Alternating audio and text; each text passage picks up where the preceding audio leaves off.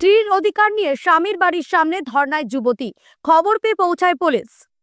সিভিকের ভয় দেখাচ্ছে, একজন কেন বিয়ে করে কেন সংসার করবে না, আমি যাব না তো। ঘটনায় চাঞ্চল্য নদিয়ার শান্তিপুর বেলঘরিয়া খাপড়াডাঙ্গা এলাকায়।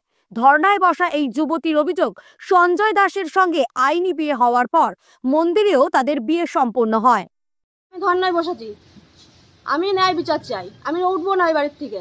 এরপর যুবতী সংসার করতে চাইলে তাতে রাজি হন না সঞ্জয়, তাই বাধ্য হয়ে স্ত্রীর অধিকার নিয়ে সঞ্জয়ের বাড়ির সামনে ধর্নায় বসে যুবতী।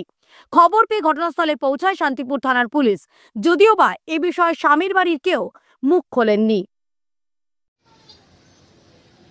আমি এখন এসেছিলাম যে সংসার করতে হবে আমার সাথে, তুমি আমার সঙ্গে প্রতিনিয়ত কথা বলো ফোনে, প্রতিনিয়ত আমার সঙ্গে আমার বাড়ি যাও, আমার সঙ্গে হোটেলে যাও, বাড়ির ভয়ে তুমি এখানে নিয়ে আসতে পারো না, তাহলে তুমি কেন আমার সঙ্গে এভাবে চুরি করে কেন করবো? তুমি তো আমাকে আইনত বিয়ে করেছো, মন্দির থেকে বিয়ে করেছো, সবাই জানে, কেন তুমি বাড়ি নিয়ে আসতে পারো না? তুমি পুরুষ মানুষ তো।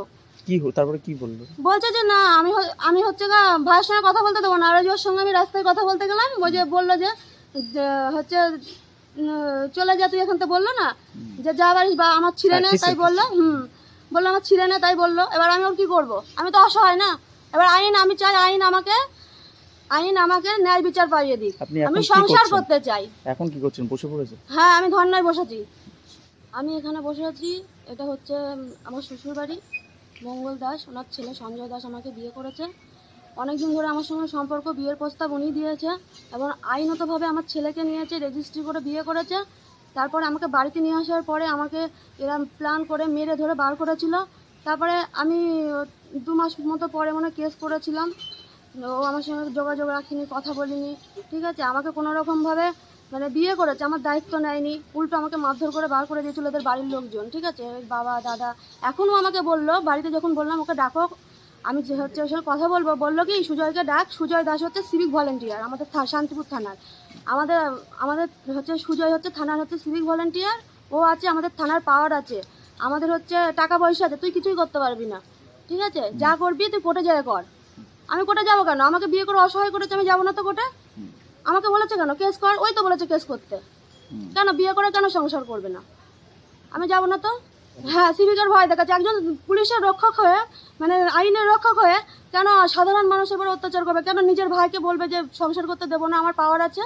এখনই বললো আমাকে থানায় ফোন কর, সুজয় থানায় ফোন কর, হচ্ছে ওকে তুলে নিয়ে যাক, ও এখান থেকে যাবে না। নয়তো কেন যাবো? তোমার ভাই বিয়ে করার সময় মনে রাখে না? ওর মেজদা বললো। কি নাম মেজদার নাম দেবাশিস দাস।